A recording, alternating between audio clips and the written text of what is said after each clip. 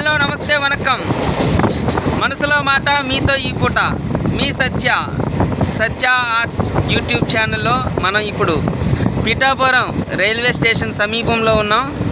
పిఠాపురం అంటే తెలుసుగా, మామూలుగా ఉండదు. మరి ఆంధ్ర రాష్ట్ర చరిత్రను ఒకవైపు నుంచి మరోవైపు మార్చేసిన ఒక పెద్ద ఘట్టంలో ఒక మైల్ స్టోన్ అనమాట పిఠాపురం. ఇప్పుడు పిఠాపురం స్టేషన్ సమీపంలో ఉన్నాం. చుట్టూ పచ్చని పొలాలు, అటువైపు పచ్చని పొలాలు, మధ్యలో రైల్వే ట్రాకు, ట్రైన్ అలా వెళ్తూ ఉంది. యాక్చువల్గా సూర్యకిరణాలు లేలేతగా పడినప్పుడు తీయాల్సిన వీడియో ఈ ఎద్దుల బండి ఎక్కడం వల్ల మిట్ట మధ్యాహ్నం తీయాల్సి వస్తుంది.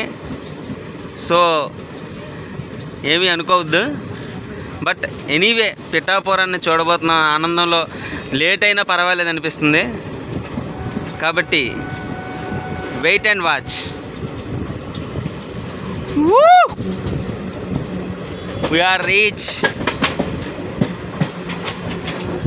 పిఠాపురం గేట్. అసెంబ్లీ గేట్ కూడా తాకలేదన్నారు ఈరోజు. పిఠాపురం గేట్లు ఇక్కడ క్లోజ్ చేసి ఉంచాం. ఎవరు వస్తారో చూద్దాం. ఎక్కడ అన్నయ్యని టచ్ చేయకూడదు అక్కడ టచ్ చేశారబ్బా. మేము ఎక్కువ సీట్లలో రాకపోయినా పర్వాలేదు కానీ అవతలలో రాకూడదని కానీ పట్టుదలతో అన్నయ్య. Welcome to Pithapuram.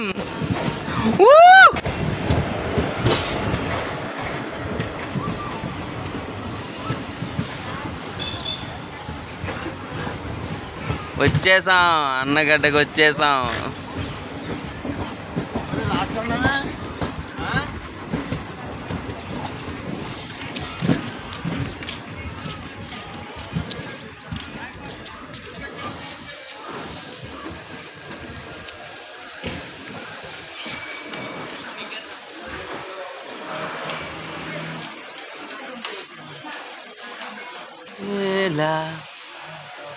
ఈ సందడి తొందరెందుకో ప్రేమ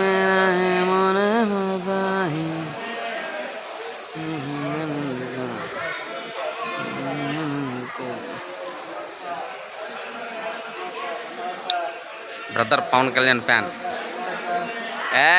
తగ్గేదిలే డైలాగు. ఎవరిదనేది కాదు, ఎవడ సూట్ అవుద్ది అనేది కావాలి.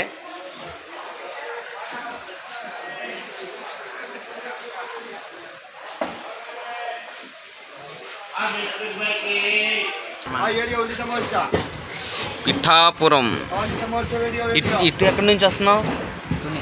తుని నుంచి. మరి ఇది వేరే ట్రైన్లు ముందు రాలేదా? ఇటు ముందు వచ్చాయి కానీ మనకి కంఫర్ట్ అది కంఫర్ట్ ఉండదు. ఇంకోటి ఏంటంటే అది ఎక్కడ పడితే అక్కడ ఆపేది. కరెక్టే. మనకి భీమవరం సైడ్ వెళ్ళేది ఇదే మనకి రూట్ వేరు కదా. అవును. ఓ పిఠాపురం ప్రజలు మామూలు కాదమ్మా.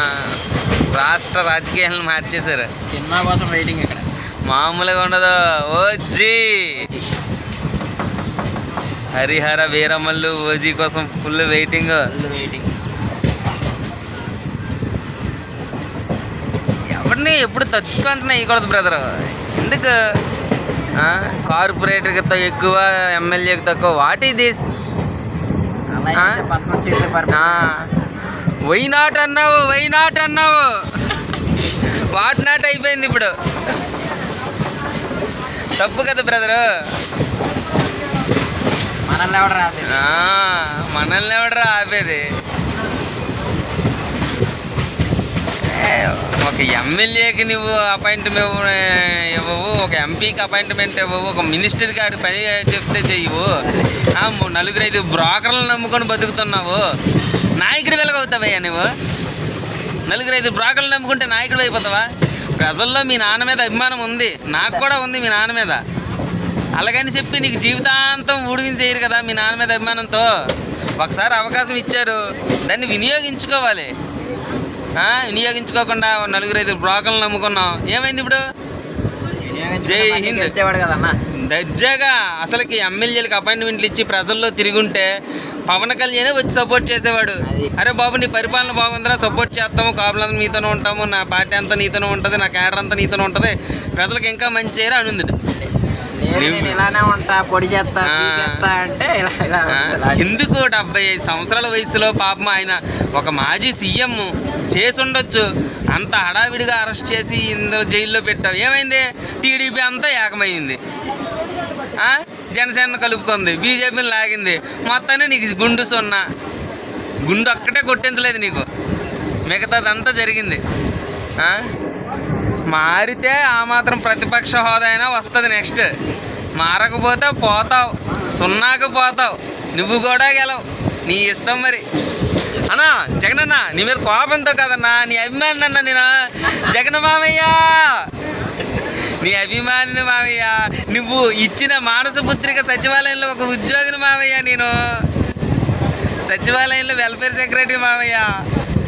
విను మామయ్య, ఇప్పటికైనా బాగుపడతావు, లేకపోతే భారతీరెడ్డితో పాటు బెంగళూరు పోతావు, నీ ఇష్టం. Okay, thank you all. YouTube ఛానల్లో ఇది వస్తుంది, ప్రతి ఒక్కరు కూడా లైక్ చేయండి, సబ్స్క్రైబ్ చేసినా చేయకపోయినా ముందు ఇది షేర్ చేయండి. ఇది మన వాళ్ళందరికీ చేరాలి, మంచి వ్యూ రావాలి, ఎవరికి తగలాలో వాళ్ళకి తగులుద్ది. ఇంకా పవన్ కళ్యాణ్ ఫ్యాన్స్ ఓ